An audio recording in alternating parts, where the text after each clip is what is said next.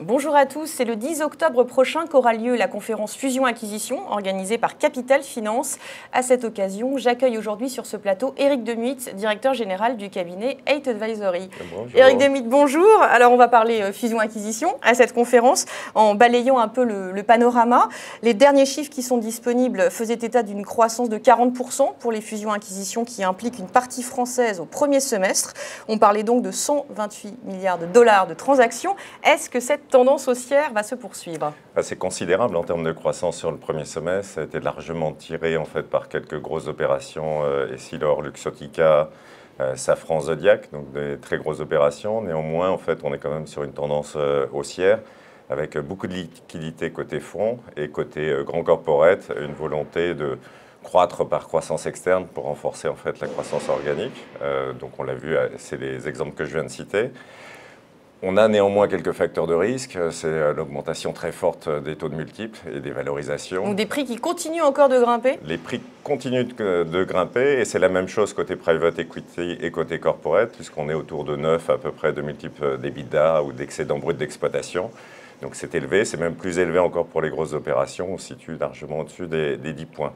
Donc ça, c'est forcément un facteur de risque puisqu'on se retrouve sur des niveaux de valorisation assez comparables à 2006-2007. Et ça, vous diriez, vous l'avez dit, c'est vrai pour le private equity et pour les corporates, donc quelles que soient les tailles d'opérations qui sont concernées finalement? C'est vrai que quels que soient les acteurs, sur les tailles, il y a un petit différentiel. Sur le marché small mid-cap, on est quand même plutôt en dessous de 9 points de multiples, ce qui reste relativement élevé dans le contexte actuel économique avec un taux de croissance qui reste limité. Alors si on s'intéresse à ces grands groupes, on a senti une réelle percée des grandes entreprises auprès des startups, en tout cas une recherche de collaboration entre ces deux acteurs, à la fois finalement pour générer des sorties auprès des fonds de capital risque, mais aussi avec des nouvelles formes de prise de participation, type corporate venture. Comment ces deux mondes arrivent-ils à cohabiter? En fait, on est typiquement dans la situation d'impact de la transformation digitale sur les entreprises. Donc, toutes les grandes entreprises ont une réflexion sur leur transformation digitale. Donc, ça a pour conséquence, en fait, d'aller chercher des savoir-faire, des technos à l'extérieur. Donc, ça peut être le cas notamment des grands groupes type Galeries Lafayette qui viennent de racheter La Redoute, donc apport d'expertise. Alors, on n'est pas tout à fait dans le cas de start-up, mais il y a aussi des exemples avec des start-up. C'est le cas de M6 qui va aller acheter Igral pour élargir son offre. Donc on a cette stratégie en fait de complément de technologies et d'offres sur les grands groupes comme sur les petits groupes. Donc c'est ce qui anime en fait le marché du venture. Et alors ces opérations, on se dit un grand groupe qui va racheter une petite start-up, il peut y avoir un choc des cultures. L'intégration c'est encore plus important dans le cadre de ces transactions-là. Bien intégrer la cible, bien faire matcher les cultures autant que faire se peut. Oui, c'est très compliqué parce qu'on a d'une part une culture de grand groupe avec bien sûr ses process, sa structure et de l'autre côté des sociétés extrêmement agiles. Donc la confrontation des deux mondes est compliquée. Il faut trouver en fait le bon modus operandi.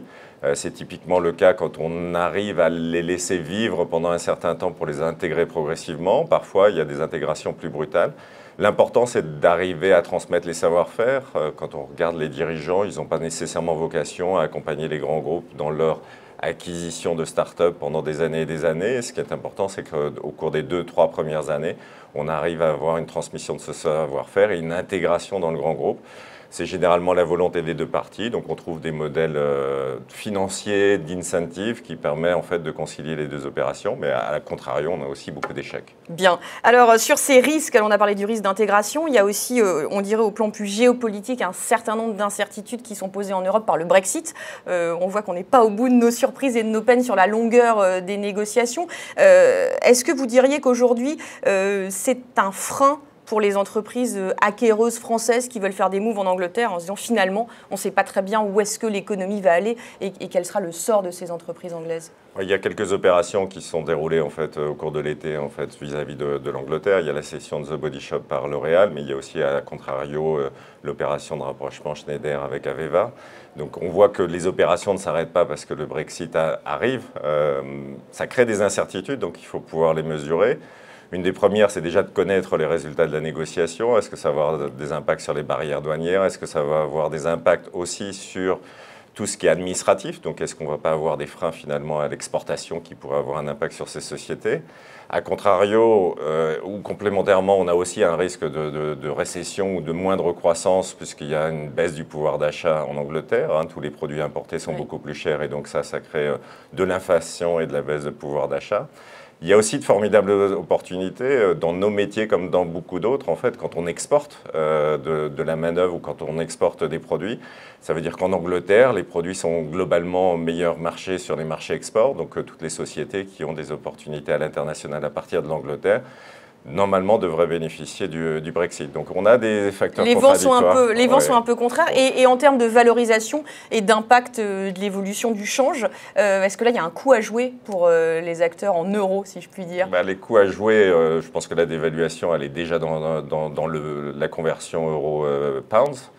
Donc de ce point de vue-là, ça ne change pas tellement. Après, c'est vraiment apprécier chacune des entreprises sur leur potentiel de croissance. On sait bien que dans le secteur de la consommation et de l'immobilier, on est plutôt dans une phase de ralentissement, donc les multiples vont plutôt s'amoindrir probablement.